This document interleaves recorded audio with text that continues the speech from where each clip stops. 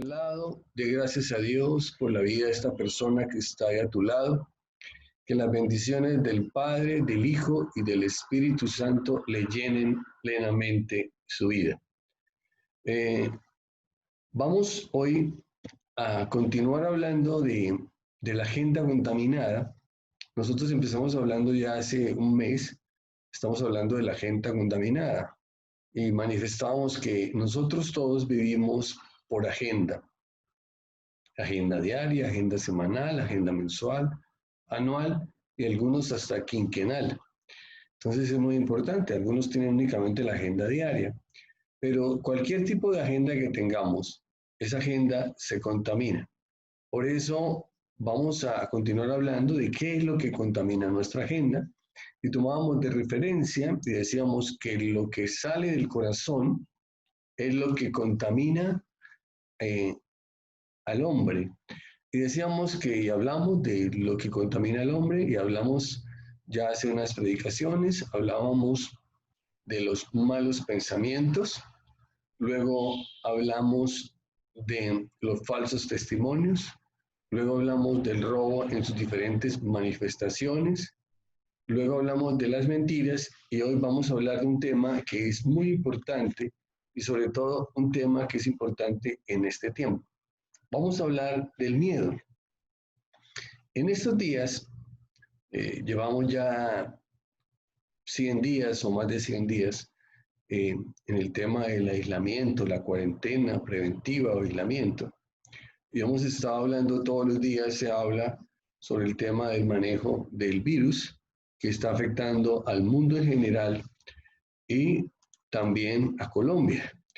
De hecho, ya el número de contaminados es muy grande, es bastante alto. Entonces, y lo mismo el número de muertos. Entonces, ya el número de contaminados, si no estoy mal, supera los 10 millones de personas y el número de muertos se acerca a 600.000 personas.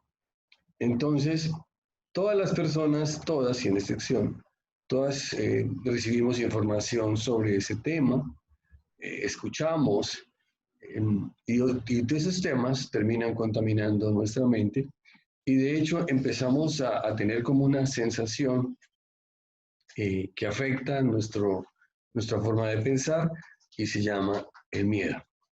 ¿Qué es el miedo? El miedo es una emoción que se caracteriza por una sensación de gran tensión o opresión y angustia que afecta nuestro cuerpo y nuestra alma. Entonces decíamos que es una emoción que se caracteriza por ser una sensación. Uno tiene una sensación de gran opresión o de gran angustia o de gran tensión que afecta nuestro cuerpo y nuestra alma. Uno siente ese tipo de sensación, lo siente a uno en el cuerpo y en su forma de pensar. Y es generado por la percepción de un peligro, de un riesgo o de un daño que está sucediendo, que va a suceder o que ya sucedió, pero que está trayendo afectaciones nuevamente a nuestro presente, que puede ser por algo real o por algo imaginario, o una combinación de los dos. Puede ser algo real, pero que sobre eso que es real, las personas empiezan a crear cosas imaginarias, sea porque inclusive aquellos que niegan, digamos, la existencia de ese peligro, realmente es una forma de miedo, de protegerse del miedo que genera esa situación. Por eso es que es muy importante, sobre todo hoy en día cuando pues la verdad es que este virus no respeta a nadie y uno de los mayores detractores del tema de las cuarentenas, de las prevenciones, de los cuidados, era el presidente de Brasil y ahora resultó infectado con este virus. Para que nos demos cuenta que definitivamente pues es mejor uno evitar, como decía anoche el presidente nuestro, es mejor evitar y sobre todo si somos mayores de 60 años, es mejor evitar que este virus nos afecte. porque una de las cosas bien importantes es que en personas mayores de 60 años la fatalidad es bastante alta y claramente, o sea, tal lo explicaba anoche un experto en la materia, decía que la mayoría de las personas que entran con el virus a cuidados intensivos, casi que un 40% de las personas mayores de 60 años que entraban a cuidados intensivos fallecían, el otro 60 se recuperaba. Entonces, pues la verdad es que no necesita, porque no necesita uno entrar como en las estadísticas y los números, y obviamente lo que tiene uno que hacer es muy cuidadoso y no ser exagerado eh, en las cosas, porque hay personas que dicen cosas que, mejor dicho, si Dios está conmigo, ¿qué virus contra mí? Todo lo puedo en Cristo que me fortalece, etcétera. Pero es que contra la irresponsabilidad y contra la necedad, la imprudencia, pues obviamente ahí no funciona la palabra, ¿cierto? La palabra funciona desde el punto de vista de que uno está haciendo las cosas con sabiduría y evitando este tipo de cosas, de situaciones que puedan llevarlo a contagiarse. Entonces, en estos días estamos viviendo una sensación de miedo generalizado en todas partes. Uno siente, uno se da cuenta y obviamente pues es normal que esto suceda porque como decíamos ahí, es una emoción que se caracteriza por una sensación de opresión o angustia que afecta a nuestro cuerpo, ¿cierto? Generada por la percepción que tiene la persona de un peligro, riesgo o daño que está sucediendo, presente, que está por suceder, futuro, o que ya pasó, pasada, que puede ser real o puede ser imaginario.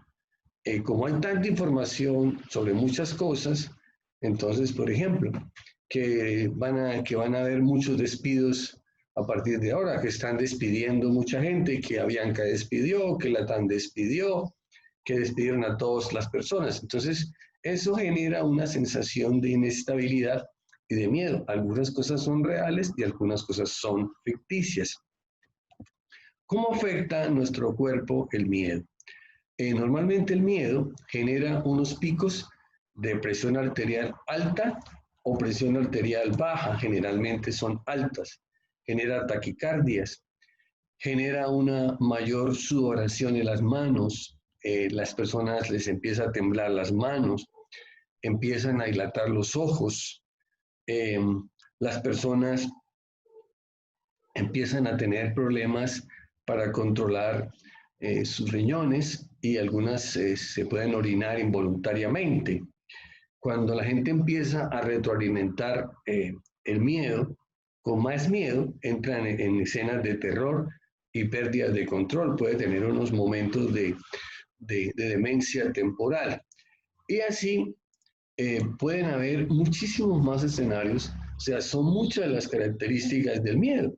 Pero una de las cosas que uno sabe, digamos claramente, que se manifiesta inmediatamente en nuestro cuerpo, cuando hay una sensación fuerte de miedo, es que hay un pico de presión arterial, normalmente es alta. Eso es una cosa evidente. Algunas personas tienen sudoración, algunas personas se ponen frías, algunas personas tienen temblores, y etcétera. ¿Cuáles son los tipos de miedo? Hay dos tipos de miedo, en el tiempo presente y en el tiempo futuro. O sea, sobre el miedo es un escenario muy grande de cosas que existen desde la antigüedad hasta nuestros días. En nuestros días, algunos tipos de miedo se les ha dado un nombre, se les ha tratado de dar un nombre y obviamente eso no es lo relevante. Lo relevante que tenemos que ver nosotros es cómo podemos ver esta situación desde el punto de vista bíblico, cómo podemos ver esta situación desde el punto de vista bíblico. Entonces, con respecto a los tipos de miedo, en el tiempo presente está el miedo a las consecuencias por la desobediencia, el miedo a la venganza o a la amenaza de muerte, el miedo a la enfermedad o a la muerte, el miedo al ridículo, el miedo a la prueba o al examen, el miedo a ser descubierto y el miedo a sentirse uno abandonado por Dios. En el tiempo futuro, el miedo a lo desconocido, a lo que va a pasar, el miedo a la vejez, el miedo a la pobreza, el miedo al fracaso, el miedo a la soledad y el miedo al rechazo. Vamos a hablar inicialmente tomando de referencia todo el aspecto bíblico y enriqueciendo, porque es que todos los temas que hemos visto, como los hemos visto, han sido tocados en la Biblia y obviamente desde la misma Biblia se dan unas instrucciones bastante precisas y buenas para uno superar el miedo, o sea, y superar situaciones de miedo bastante severas. Y no solamente de miedo, sino de todo lo que hemos visto, de aquellas cosas que contaminan al hombre. En el tiempo presente, lo primero que vamos a hablar hoy y de tener como referencia la palabra del Señor es el miedo a las consecuencias por la desobediencia. Cuando nosotros hablábamos de la mentira, decíamos que, digamos, la mentira nace en Génesis 3, o da sus inicios en Génesis 3. Y decíamos que como consecuencia de la mentira, lo primero que se manifestó fue el miedo. Cuando el Señor, después de que Adán y Eva comieron de la manzana o comieron del fruto prohibido, dice que el Señor vino a buscarlos y empezó a llamarlos, ¿cierto? Adán, Adán.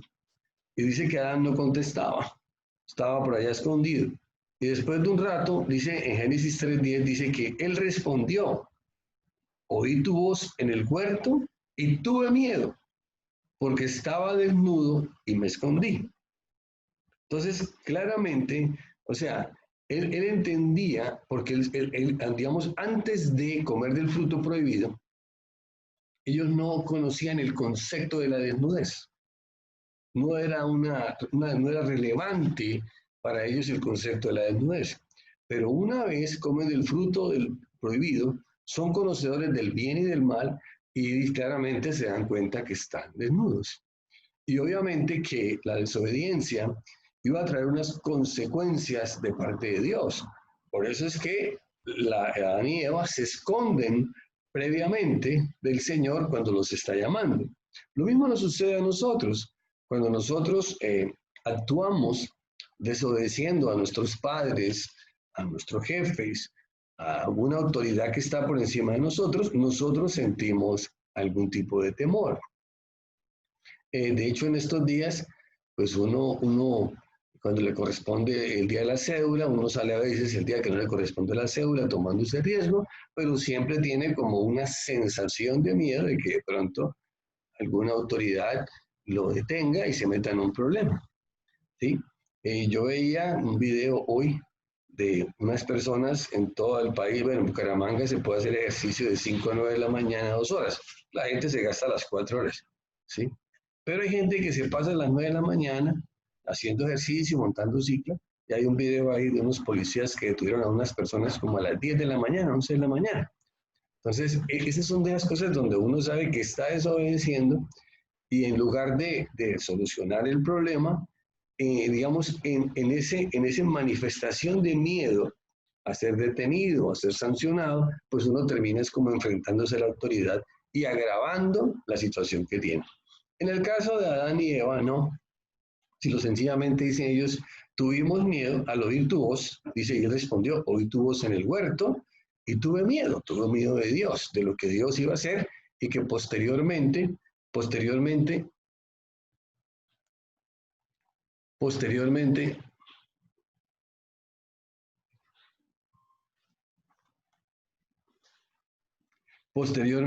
sea, perdón, posteriormente, o sea, Dios iba a tomar como una especie digamos, de consecuencias con respecto a lo que habían hecho Adán y Eva. Lo mismo pasa con las personas hoy. Cuando están las personas hoy, uno entiende que realmente, o sea, que eso pasa en nuestra vida. Otro pasaje de la Biblia donde se nota el temor a la desobediencia está en 1 Samuel 15. Dice que Saúl desobedeció a Dios y fue desechado. Dice la palabra que Dios a través del profeta Samuel le dijo a Saúl que tenía que atacar a los amalecitas y destruir todo, porque ellos eran enemigos del pueblo de Israel. Pero él dejó con vida al rey y también a lo mejor del ganado y las ovejas. Entonces, cuando lo confronta el profeta y le dice, ¿por qué hiciste eso? Entonces le contesta a Saúl, le dijo a Samuel, sí, he pecado, pues pasé por alto la orden del Señor y sus instrucciones, porque tuve miedo a la gente y atendí su petición. Hay dos cosas aquí muy importantes. A veces nosotros tenemos mayor miedo a la persona que a lo que puede suceder con lo que Dios, con la relación que uno tiene con Dios. Cuando alguien nos induce, nos invita a que de pronto hagamos algo que no agrada a Dios, muchas veces queremos agradar a la gente desagradando a Dios y tenemos una sensación de miedo hacia las personas y se nos olvida que lo que va a suceder con Dios va a ser más importante para nuestra vida que en últimas con las personas. Dice que Saúl, a raíz de esta situación, fue desechado por Dios y ya Dios no volvió nuevamente a escuchar a Saúl. Y obviamente Saúl, todos conocemos la historia de Saúl, que terminó mal. Realmente él perdió la última batalla con los filisteos y terminó muy mal. Entonces, el primer miedo que viene desde Génesis 3 es el miedo a las consecuencias por la desobediencia. Todos conocemos eso. Y obviamente, antes de tomar una decisión, que vaya a generar unas consecuencias desfavorables para nosotros, nosotros debemos evaluar claramente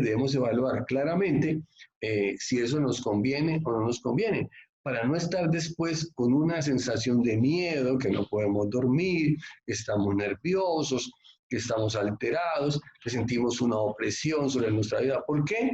Porque nosotros hicimos algo que nos dijeron que no hiciéramos. O sea, o que si lo íbamos a hacer, que por favor tuviéramos todas las precauciones, fuéramos muy cuidadosos con eso, porque podría generar algo adverso contra nosotros en el pasado o en el presente, entonces, o en el futuro. Así de sencillo. Lo segundo, el segundo tipo de miedo es el miedo a la venganza y a la amenaza de muerte. O sea, muchas personas, digamos, en el trabajo, en el desempeño social, nos amenazan. Aún dentro del tema escolar, en los colegios, hay muchas amenazas que hacen contra una persona. Y eso genera en nosotros miedo. Dice la palabra de Dios en Primera de Reyes 19, dice que el profeta Eliseo había había hecho algo extraordinario, había provocado la manifestación de Dios para consumir el holocausto que habían hecho, y adicionalmente, producto de esa situación, el profeta había eliminado a todos los sacerdotes de Baal y Acera. Después de ese hecho, sucede algo muy extraño, porque obviamente él había estado en una coinonía con Dios muy fuerte, o sea, obviamente ese momento del profeta con Dios es un momento muy fuerte, pero parece que después de ese momento el profeta como que cae en un tiempo bastante, decae completamente, y dice que cuando Jezabel se entera de la muerte de sus sacerdotes, le manda una razón al profeta y le manda a decir, así me hagan los dioses y aún me añadan, si mañana a estas horas yo no he puesto tu vida como la vida de uno de ellos. Y dice en el versículo 3, Elías tuvo miedo. Entonces, una cosa extraordinaria, un hombre de Dios, usadísimo por Dios, que Dios lo usó en dos cosas extraordinarias. Una, para declarar que no iba a llover en Israel durante 3 años. Y luego para declarar que iban a volver las lluvias. O sea, tremendo. Y lo otro es en la manifestación del fuego de Dios que bajó del cielo a consumir el holocausto de Elías. Dos cosas extraordinarias. Dice que él en ese momento, cuando recibe la amenaza de muerte por parte de Jezabel, dice que Elías tuvo miedo, se levantó y se fue para salvar su vida y vino a Berseba de Judá y dejó allí a su criado. Y entró en un proceso de depresión bastante fuerte. Entonces, una de las cosas bien importantes para entender, si un hombre del nivel del profeta Elías, un hombre metido con Dios, que vio unas respuestas extraordinarias de Dios en su vida, fue amedrentado por una amenaza ¿cierto? Una amenaza y una venganza de muerte sobre su vida, pues obviamente nosotros también estamos bastante expuestos.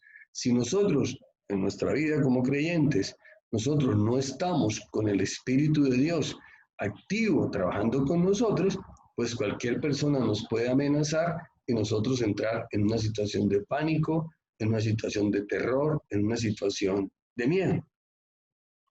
Igualmente le pasó a Jacob con su hermano Esaú. Todos conocíamos la historia de que Jacob, obviamente motivado, impulsado por su señora madre, dice que engañó a su padre, que Isaac, que era una persona que ya estaba adulta, un adulto mayor y estaba ciego, estaba bastante ciego, no veía bien. Eh, Dice que fue motivado a engañarlo, dice que él le hizo un guiso y adicionalmente se cubrió con unas pieles para mostrar que era como más velludo de lo que era, porque era bastante lampiño. Y dice que él engañó y obviamente le robó la bendición del primogénito a su hermano Esaú. Cuando Esaú se enteró, él prometió, dijo que una vez se cumpliera el luto de su padre, él mataba a su hermano Jacob. Por ese motivo Jacob se fue a tierras de su tío Labán y allá pues obviamente estuvo con su tío Labán. Cuando Jacob regresaba con sus dos esposas y sus dos esclavas esposas y ese montón de hijos, 11 hijos y un montón de siervos y ganado, dice que regresaba a la tierra de él, dice que le mandó avisar a su hermano que estaba regresando.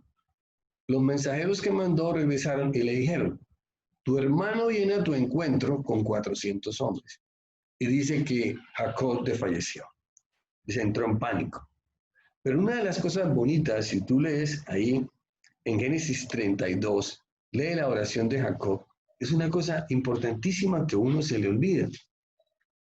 Y él empieza a recordarle, dice, Señor, tú me dijiste que a donde yo fuera, tú ibas a proveerme alimento, me ibas a proteger, que iba a regresar. Y él le recuerda al Señor. Entonces le dice en Génesis 32, 11, le dice claramente, o sea, hay dos contextos importantes para entender. Uno, es el mensaje general y el mensaje particular. Hay un mensaje general de Dios para nuestra vida, pero hay unos mensajes particulares para cada uno, tienen nuestro nombre y debemos nosotros explicarlo ciertamente. O sea, Dios le dijo, como dice a todo el mundo, ¿no? Le dice claramente, porque dice, pero es que la palabra dice, no te dejaré ni te abandonaré, ¿cierto? Te cuidaré, pues, te estaré contigo, etcétera, etcétera. Tu vara y tu callado estarán contigo. Entonces, esos son mensajes generales.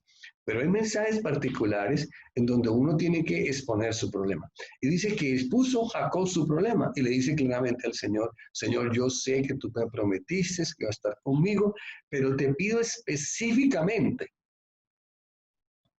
porque estoy lleno de miedo, estoy asustado, porque mi hermano es violento, porque mi hermano es un cazador y yo era ya el que cuidaba la tienda. Sí, mi hermano es un cazador y adicionalmente, si mi hermano es bravo solo, ¿cómo será con 400 más?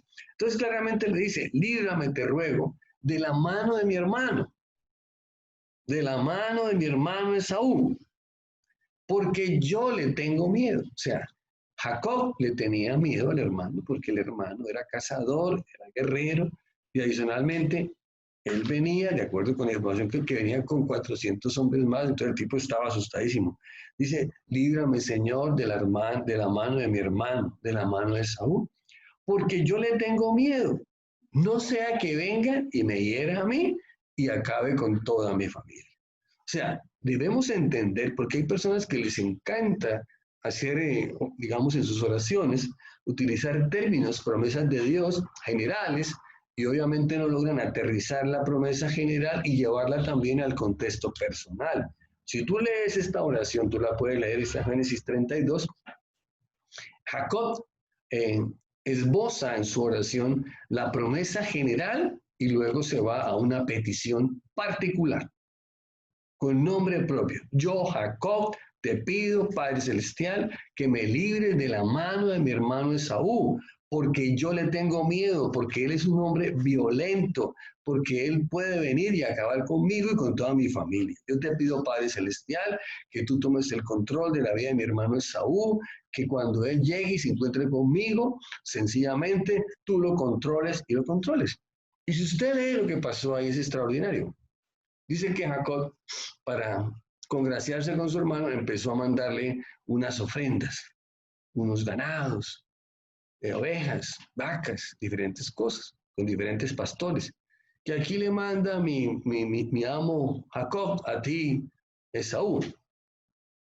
Y cuando llegó el hermano frente a Jacob, dice que la oración que él había hecho, ya Dios había tocado el corazón de Saúl.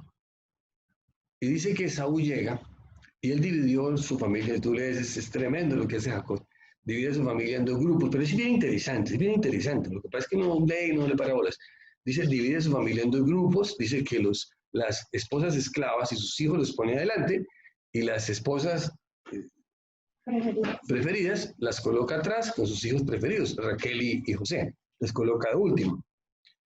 Pero cuando llega el hermano y se acerca a él, dice que Jacob empezó a hacer reverencias, dice que hizo 7 reverencias, casi que se arrodilló 7 veces antes de llegar del hermano. Y resulta que el hermano llegó, parece que el hermano era bien fortachón. Lo que llegó fue que lo abrazó, dice que lo abrazó, dice que lo besó y dice que lloraron.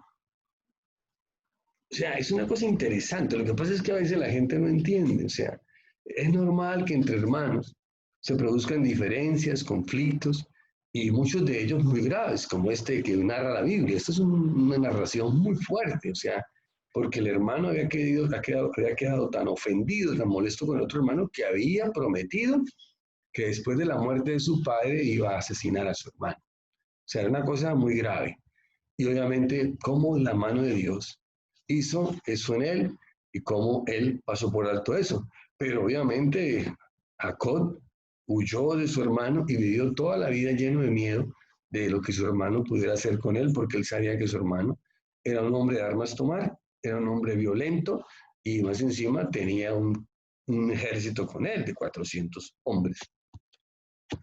Otro tipo de miedo, que es en tiempo presente, es el miedo a la enfermedad y a la muerte. En la Biblia vemos dos pasajes que si los entendemos bien, podemos entender el concepto con respecto a la muerte. Dice la palabra de Dios en Segunda de Reyes 20, dice que el rey Ezequías cayó gravemente enfermo. Y el profeta Isaías fue a verlo y le dijo, el Señor dice, da tus últimas instrucciones a tu familia, porque vas a morir, no te curarás de esta enfermedad. Y el profeta se retiró. Dice que Ezequías volvió la cara hacia la pared, dice que se fue a su cuarto, volvió la cara hacia la pared y oró hacia el Señor. Yo te suplico, Señor, que te acuerdes de cómo te he servido fiel y sinceramente, haciendo lo que te agrada. Y lloró amargamente. Una de las cosas en este tiempo, esto está muy complicado, ¿cierto? No solamente por el tema, o sea, esto no está complicado no solamente por el tema del virus, sino por el tema social, laboral, eh, el tema financiero, las deudas, y esto se va a poner un poquito, se va a apretar un poquito hacia el futuro, o sea, eh, hay mucha gente muy organizada y obviamente les va a ir mejor que a los que son más desorganizados, ¿sí? Entonces, aquí hay algo bien importante. Dice que Ezequías le dijo al Señor, acuérdate de cómo te he servido fiel y sinceramente, haciendo lo que te agrada. Eso es una pregunta que nosotros debíamos hacernos hoy, porque obviamente todos estamos, y obviamente si somos mayores de 60 años, y con todo ese discurso del presidente anoche, y todo el ministro y todo allá, que prácticamente los de 60 toca quedarnos en la casa, que tenemos comorbilidades, entonces toca lo que hace en la casa, no puede salir ni a comprar el pan. Bueno, entonces tendríamos que hacer eso. Entonces, una de las cosas bien importantes es eso. O sea, porque el rey se enfermó. Era el rey, se enfermó. Como se puede enfermar todo el mundo. Y eso es una cosa bien importante. Se enferma el rey, se enferma el presidente de Brasil, que no creen, que dice que eso es una gripiña, es que no estoy seguro del número de muertos en Brasil, pero creo que es bastante alto. Se acerca a los 100.000 muertos en Brasil, no estoy muy seguro. Entonces es una gripiña bien brava, ¿no? Es una gripiña fuerte. Hay que tener cuidado con esa gripiña. Entonces dice que el rey se enfermó y el profeta le dijo, bueno, arregle sus cositas porque usted ya no se va a sanar de esta enfermedad. Dice que él ora al Señor. Entonces, una de las cosas bien importantes es eso, que uno pueda decirle al Señor, Señor, acuérdate. Que uno le pueda decir eso a Dios. O sea, que todos podemos decirle, ¿sí? Porque hay muchas personas o sea, que son chistosas. O sea, que uno pueda decirle al Señor, acuérdate, Señor, de, acuérdate, Padre, que yo te he servido fielmente y haciendo lo que te agrada. Porque a veces la gente dice, bueno, pero es que, ¿qué es servirle al Señor? Y a ratos todos nos centramos, nos confundimos con eso. Claramente dice, acuérdate que te he servido fiel y sinceramente, y específicamente dice sobre qué, haciendo lo que te agrada. Ahora, si nosotros estamos haciendo lo que le agrada a Dios, pues obviamente yo sé que la mano de Dios, así como estuvo sobre el rey Ezequías, va a estar sobre nuestra vida para que pasemos sin un rasguño, ¿cierto? Esta situación. Y en el evento de que nosotros eh, seamos afectados, como dice aquí el rey Ezequías, pues obviamente podemos orar al Señor reclamando eso en nuestra vida.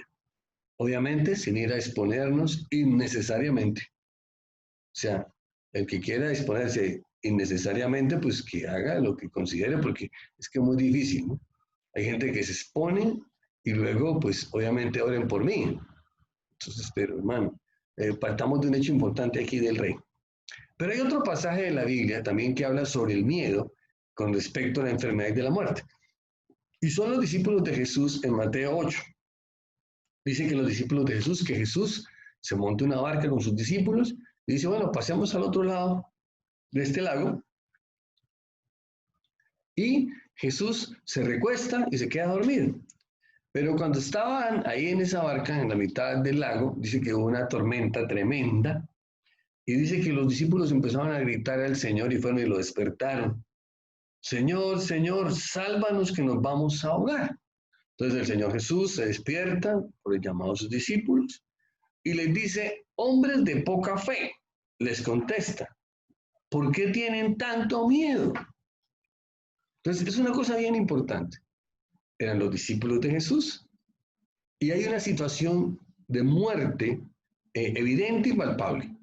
O sea, la barca se movía para un lado, se movía para el otro, el agua entraba por aquí, estaban a punto de naufragar y los tipos claramente manifiestan, Señor, sálvanos porque nos vamos a ahogar. O sea, ellos ya habían estimado lo que iba a pasar en el futuro. Por eso decimos que el miedo tiene que ver también con eventos que uno sobredimensiona y que van a suceder no en ese momento, sino posteriormente. O sea, según los discípulos de Jesús, la barca se iba a hundir con todos ellos, incluyendo al Señor Jesús. Entonces, Él le dice claramente, hombres de poca fe. Hay personas que, y obviamente casi que es todo el mundo, ¿no? Que arman una gritería y arman un escándalo cuando se presenta una situación difícil y todos perdemos la compostura. Lo importante aquí no es que usted pierda la compostura, porque yo pienso que si todos estuviéramos en la barca ya, igual que los discípulos, todos también estaríamos un poquito alterados, ¿sí? Pero lo importante aquí es que ellos eran discípulos de Jesús, habían visto todas las cosas que Jesús podía hacer. Pero lo importante acá es no tanto que uno no sea afectado por el miedo. Lo importante es cuánto se demora usted en reaccionar y recuperar nuevamente la tranquilidad, ¿sí?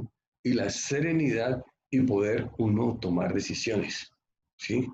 Porque el tema no es el que más grite, el tema no es el que más se asuste y que obviamente más escándalo haga. El tema aquí es cuánto me demoro yo en superar ese impacto, porque dice que es una emoción generada por una sensación de gran opresión o de gran angustia. ¿Cuánto me demoro yo en superar ese momento, cierto?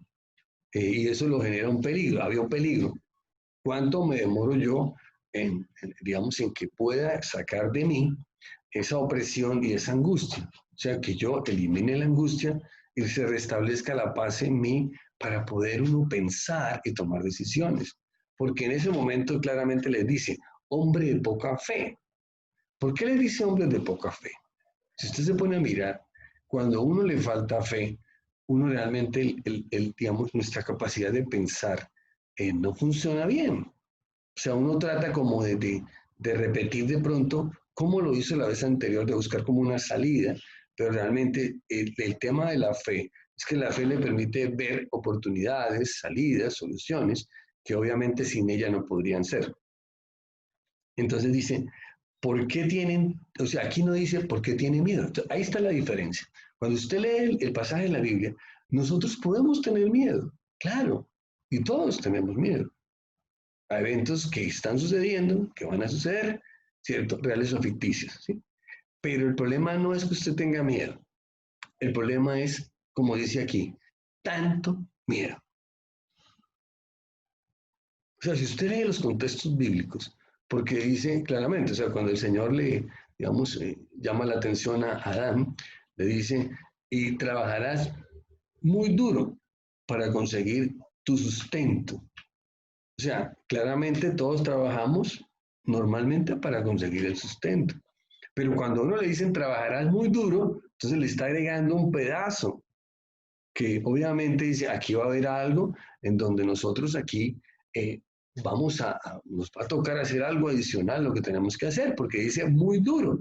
Y aquí dice, ¿por qué tienen tanto miedo? Aquí no dice, ¿por qué tienen miedo? Aquí dice, tanto. Entonces el Señor Jesús levantó las manos, reprendió los vientos a las olas y todo quedó completamente tranquilo. Y los discípulos dijeron, ¡wow! ¿Sí? Entonces, una de las cosas bien importantes cuando usted está al frente de algo es que la persona que está al frente de algo debe tener la tranquilidad o al menos tener la capacidad de tener miedo sin que el miedo se vuelva tanto que lo domine y lo esclavice. Entonces, ¿por qué? Porque todos tenemos miedo a los diferentes hechos que están pasando o van a pasar en el futuro. Nosotros no sabemos, pero obviamente cuando uno tiene esa capacidad en Cristo Jesús, porque nosotros tenemos a Cristo en nuestro corazón, es el que viene a ayudarnos a solventar las tormentas y las tempestades de nuestra vida. No estamos solos. Miedo al ridículo. O sea, hemos visto el miedo a las consecuencias por la desobediencia, el miedo a las venganzas y la amenaza de muerte, el miedo a la enfermedad y a la muerte. Uno de los miedos que es muy común y de pronto los otros son un poco más tremendos, pero uno de los miedos más comunes que hay hoy en nuestra sociedad y en el mundo es el miedo al ridículo. Por eso es que las personas a veces manejan una doble vida. Como decíamos en la predicación hace 15 días, las personas manejan 2, 3, 4, 5 cuentas en Internet. ¿Sí? El miedo al ridículo. ¿Para qué? Para que no lo vean. Sí, sí. Casualmente, hoy me pasó algo chistoso acá. Estaba tratando de arreglarme este micrófono, este coso que no me lo puedo arreglar. Y mirar cómo me veía y no me di cuenta que estaba en vivo y que me estaban viendo. Entonces mi hija me llamó y papá, lo están viendo y usted se sonó los mocos y todas las vainas y terrible. ¿Sí? Pero ya uno dice, bueno, ya que esa es la ventaja de uno cuando uno ha hecho el ridículo tantas veces. Y lo mismo, esa es la ventaja de cuando uno es, no, o sea, no vamos a hacer nada cuando uno es feo y sigue siendo feo toda la vida. ¿Sí? En cambio hay otros que se creen simpáticos, entonces se sienten mal porque se le corrió la pestaña, porque el labial le quedó corrido, ¿sí? Se le corrió aquí el que le tapaba las arrugas, etcétera, etcétera. Entonces uno ya eso no le importa, porque eso a mí me tiene sin cuidado. O sea, yo ya no, eso es secundario. Entonces uno ya no tiene miedo al ridículo. Entonces, una de las cosas más tremendas que las personas, por eso es que las personas eh, viven en un mundo todo raro y por eso es que el padre de la mentira los enreda a todos y nos afecta, dice, es el miedo al ridículo. Dice que el Señor buscó a Moisés.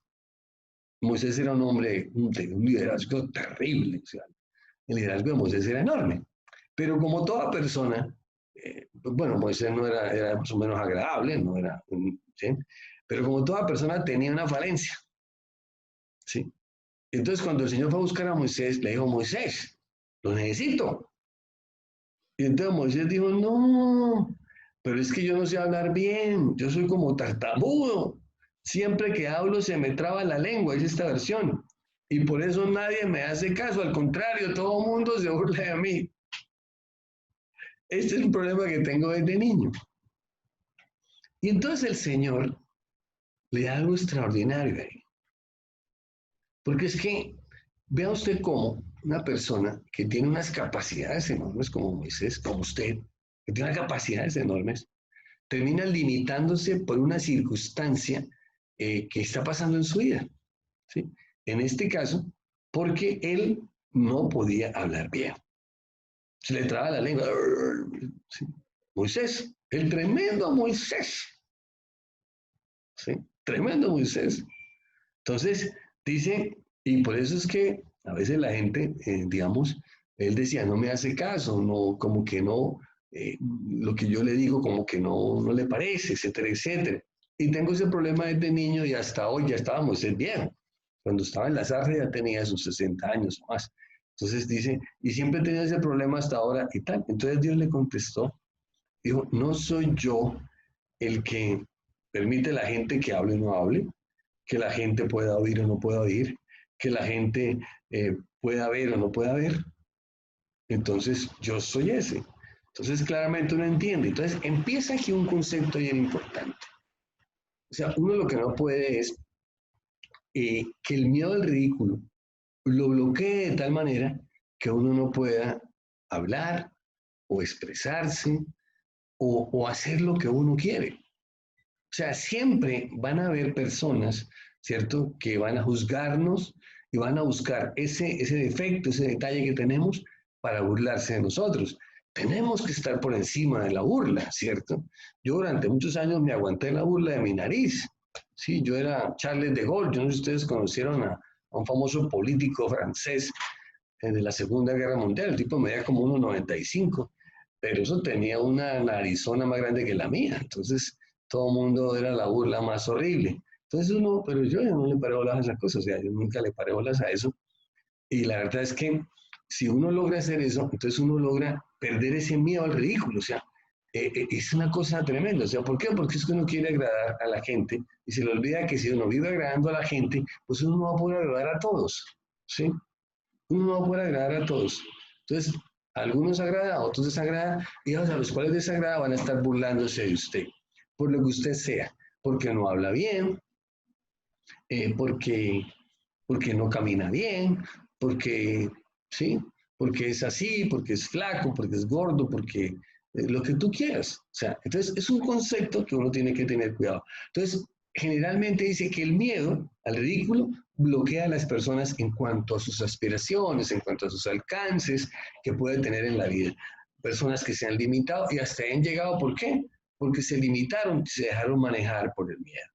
Dice que el pueblo de Israel, Dios le habla al pueblo de Israel y dice una cosa que me parece interesante aquí con respecto al miedo al ridículo. Dice, Isaías 54, versículo 4, dice, no tengas miedo, pues no te insultarán ni pasarás vergüenza. Cuando eras joven pasaste la vergüenza de no tener hijos, después te quedaste sola como una viuda, pero no volverás a acordarte de tu vergüenza. Entonces, una de las cosas que está, o sea, que está asociada con el ridículo son los insultos. Los insultos con respecto a lo que tú, al defecto que tienes o a la situación que se pueda llamar un defecto, ¿cierto? Porque como te digo, ¿cierto? Porque tiene las bocas grandes, o sea, o porque tiene un ojo caído, porque no habla bien, porque es narizón, porque es gordo, porque es flaco, ¿sí? Hay personas que vienen traumatizadas porque son muy flacos, ¿cierto? Y quieren ser así todos quinconudos. Hay personas que vienen acomplejadas porque son quinconudos y quieren ser flacos, y así viceversa, ¿no? Este mundo es así. Entonces dice que el miedo, o sea, cuando uno tiene el miedo ridículo, está asociado con los insultos, con los juicios, con los comentarios adversos que la gente tiene. Y obviamente uno es preocupado que cae bien a los demás, y los demás están preocupados en ver cómo le sacan por allá la cosa fea que tú tienes. Dice, pues no te insultarán ni pasarás vergüenza. Dice que ya el pueblo de Israel había pasado por un tiempo de insultos, de vergüenzas, y obviamente, ¿por qué? Porque no podía tener hijos en su juventud, y dice que después se quedó como una viuda, pero dice que el Señor dice, no volverás a acordarte de tu vergüenza, no volverás a acordarte de tu ridículo. Yo hoy en día hasta me río de eso porque es una cosa bien interesante cuando lo miro, ¿sí? Yo me acuerdo en mi juventud, yo había muchos compañeros de la universidad y del bachillerato que eran unos, como dicen las señoras, eran unos churros, unos simpaticones, ¿sí? Y obviamente, pues, uno al lado de esos tipos, ahí todas las muchachas de la universidad, todas echaban la baba por los tipos, ¿sí? Ay, detrás de los tipos, ¿cierto? Y uno ahí, pues, como el cuento, ¿no? Mirando nomás, porque con esa pinta de echarles de gol, pues queda como complicado. Pero, como dice este versículo, dice, en tu juventud, luego cuando fue viuda, etcétera, pero dice que después no te acordarás de tu vergüenza. Yo no me acuerdo de esa vergüenza cuando pasaba vergüenzas en la juventud y y en la universidad, porque yo era narizón y más encima flaco y todo desbaratado. Entonces, bien maluco. Entonces uno no se acuerda. ¿Por qué? Yo me acuerdo, hoy me encuentro con muchos de esos compañeros que eran los churros allá de la universidad, pues están todos desbaratados, barrigones, todo caído, todo se les cae, ¿cierto? Tienen que prácticamente como con un sostén aquí en el pecho, porque todo se les cae, barrigas, etcétera, horribles, canosos, calvos, etcétera. Y realmente, pues uno sigue siendo el feo de la juventud. Lo que pasa es que ahora ya no tiene 20 años, sino que tiene 60 y puya. Entonces, claramente, como dice ahí, no tengas miedo. Siempre lo van a insultar. Siempre te van a recordar lo que hiciste mal. ¿Por qué? Porque el diablo siempre coloca ahí a alguien que te chuce ahí, ¿no? Que te moleste, a ver qué hace usted. Y cuando usted se da cuenta, dice, no, ese no le interesa eso. Entonces, así es sencillo. Entonces ya no vuelven a molestarte más. El miedo a la prueba del examen.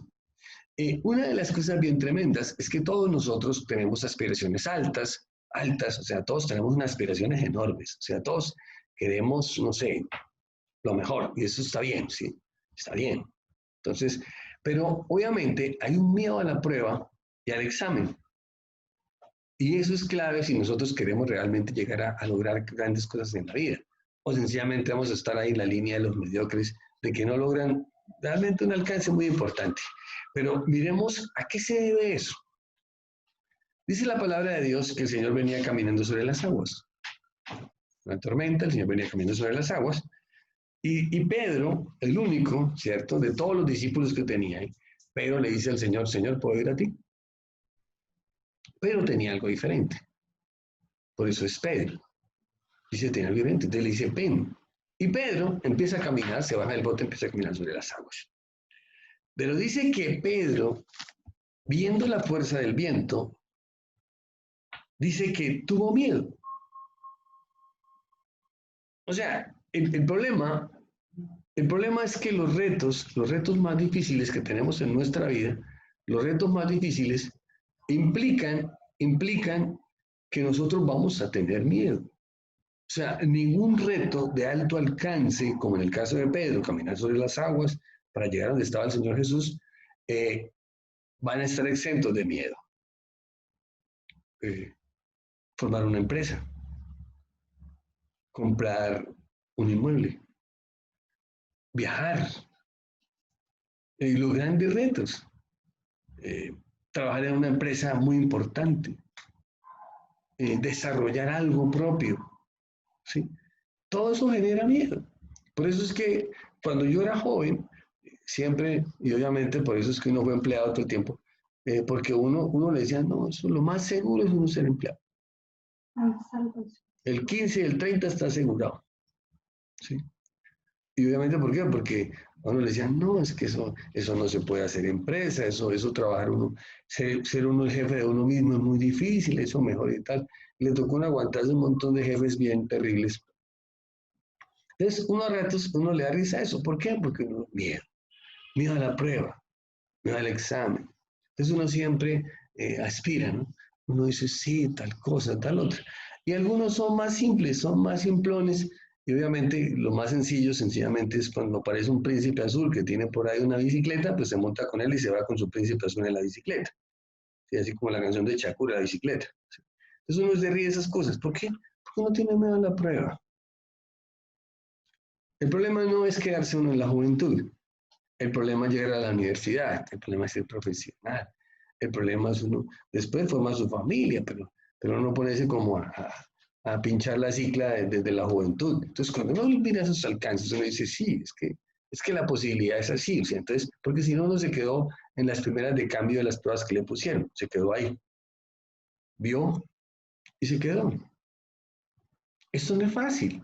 O sea, si uno mira, hay personas que están haciendo unos esfuerzos inmensos por sostenerse en alguna prueba o una idea. Obviamente eso es un miedo enorme.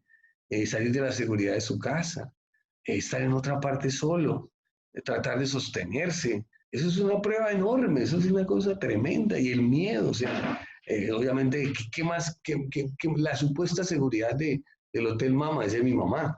Y resulta que apenas uno puede, uno sale corriendo, porque es que el Hotel Mama es bueno hasta un momento, ¿no? Después le pasa como las águilas con sus polluelos, le coloca piedras y espinas para ver si se van, ¿sí? Para que no se amañen, ¿sí? Así de sencillo. Dice la palabra en Apocalipsis 2:10 con respecto al miedo a la prueba. Dice el Señor, para que entendamos, para que lo entendamos. Este mensaje es muy importante, porque es que la gente, digamos, la gente como que sobredimensiona el miedo. El miedo es algo necesario, ¿sí? Inclusive nosotros debemos tener miedo y temor a hacer cosas que desagraden a Dios, hacer cosas que desagraden de pronto a nuestros padres, ¿sí? Y así, o sea, entonces uno dice, el miedo sí es necesario, el miedo, pero otra cosa es cuando, como dice el Señor Jesús, ¿por qué ustedes tenían tanto miedo? Una cosa es el miedo y otra cosa es cuando le agrega el tanto. O sea, uno no sabe si el tanto multiplica por 1, por 5, por 10, por 20, por 50.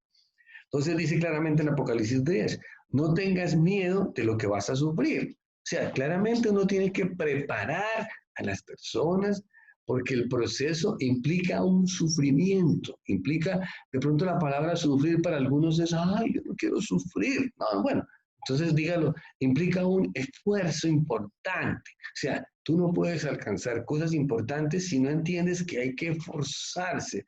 Y cuando uno se esfuerza, hay que sufrir, hay que uno prepararse más. Y obviamente dice acá, porque el diablo va a colocarle un montón de trampas, va a meter a algunos a la cárcel, para ponerlos a prueba, a ver cuántos aflojan, cuántos realmente, o sea, cuántas personas realmente dicen, no, yo planto aquí. ¿Cuántas personas plantan en la primaria? ¿Cuántas personas plantan en el bachillerato? ¿Cuántas personas plantan en la universidad? ¿Y cuántas personas plantan ahí y cogen el cartón, lo clavan en una pared y no hacen absolutamente nada? ¿Sí? Eso no tiene, así como el cuento, ¿no? Y todo el tiempo, o sea, no, es que eso no hay, o sea, ese cuento de que no hay empleo, que las oportunidades son para los que tienen palanca, etcétera, etcétera, para los hijos de los ricos, de los influyentes, etcétera, etcétera. Bueno, pues uno tendrá que decir lo contrario, porque sin ninguna influencia, sin nada, pues yo tenía la influencia del más grande que era el Señor, y obviamente llegué a donde muchos no han podido llegar.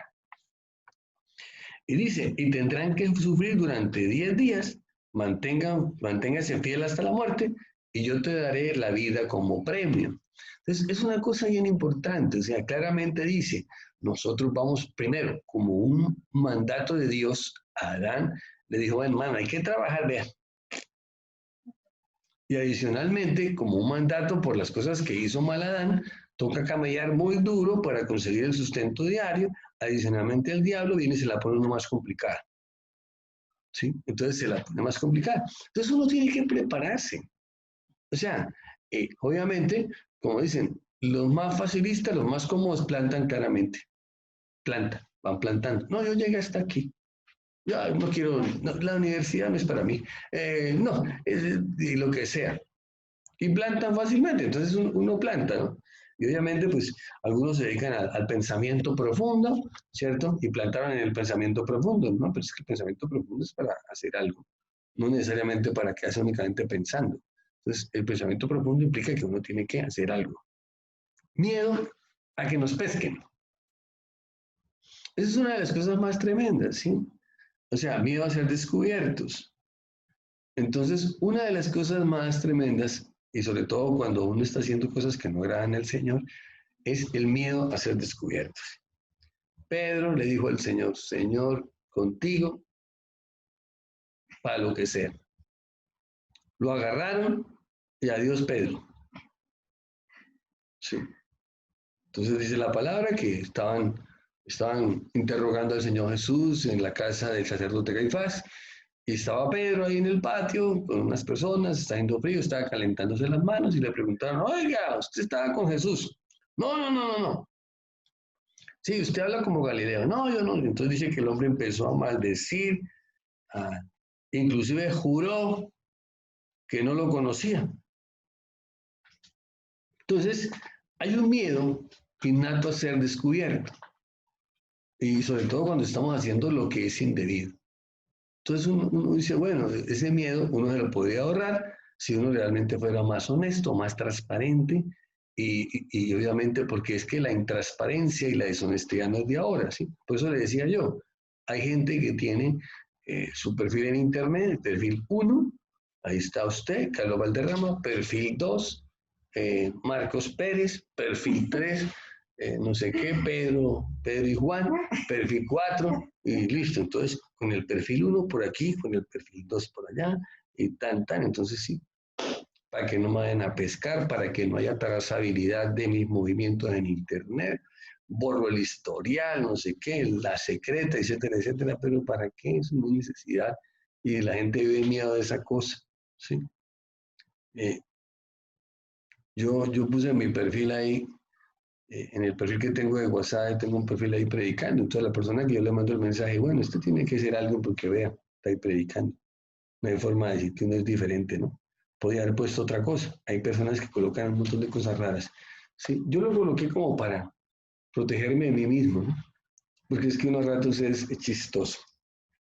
Y finalmente, una de las cosas más importantes que nosotros, a muchas personas les da miedo, es el miedo a ser abandonados específicamente por Dios y que Dios no nos escuche.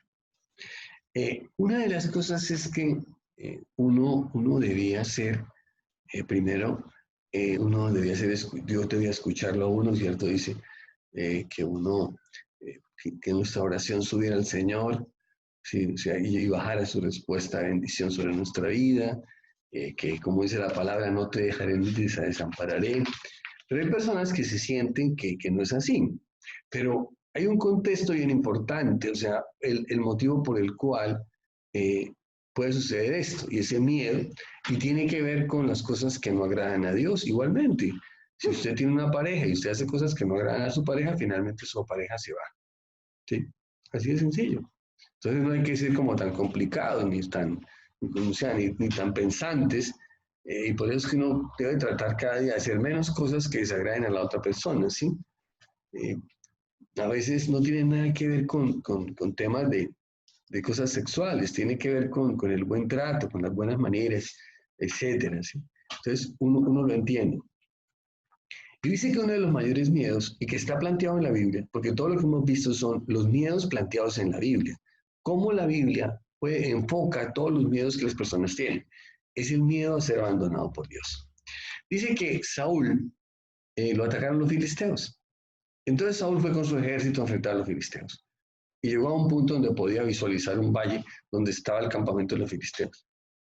Y dice la palabra, pero cuando vio el campamento filisteo, dice que falleció su corazón, tuvo miedo. Eran muchos, eran muchos, eran demasiados. Y no solamente dice que se sintió desfallecer en su corazón, tuvo miedo, sino que se llenó de terror. Entonces, como lo hacía en el pasado, a través del profeta Samuel, dice que él le preguntó al Señor, Padre, tal, pero el Señor no le respondió ni por sueños, ni por el Urim, ni por los profetas. Entonces, él hizo lo que algunas personas hacen. Por eso ordenó a sus oficiales buscar a alguna mujer que invoque a los muertos para que vaya a hacerle una consulta. Y sus oficiales le respondieron, en Endor hay una mujer que invoca a los muertos. Entonces, una de las cosas bien tremendas es, la palabra dice, no te dejaré ni te desampararé. Dice que nosotros somos templo de Dios y en él mora el Espíritu Santo. Entonces, ante cualquier circunstancia de miedo, ¿cierto? Cuando veamos nosotros el campamento de nuestros enemigos, cuando uno vea la situación complicadísima, y obviamente vamos a sentir miedo, pero lo importante es que no seamos dominados. Cuando uno recicla miedo sobre miedo, genera terror, y te pasó como le pasó a él. O sea, que en el momento en que se genera esa situación de miedo, uno puede ir a la presencia del Señor por el Espíritu Santo y que el Espíritu Santo le empiece a mostrar, darle la tranquilidad, a restablecer la promesa de la paz, el fruto del Espíritu Santo que es la paz y todas las cosas del fruto del Espíritu Santo para uno poder eh, asimilar asimilar y neutralizar esa acción sobre nuestra vida. Porque dice la palabra, para terminar, dice que es una sensación. O sea, cuando uno, para poder uno entender el concepto del miedo en nuestra vida, desde el mismo concepto bíblico, dice que es una sensación de gran tensión u opresión y angustia que viene sobre nuestra mente, que viene sobre nuestro cuerpo, de un peligro, riesgo o daño que está sucediendo o va a suceder, que es real, puede ser ficticio. ¿Cuántas personas normalmente están en una casa solas y de pronto en la medianoche por allá suena un ruido en el techo? De los ladrones. No, era un par de gatos peleando. Pero usted de resto no durmió en todo el resto. Y así todas las cosas que nos pasan. Entonces uno tiene que entender. O sea, para poderlo entender, uno lo comprende y luego en las predicaciones del jueves y el sábado vamos a mirar cómo podemos, primero, conocer eh, cuáles son las fuentes del miedo y luego cómo logramos superarlas y una oración que vamos a hacer el sábado sobre el miedo.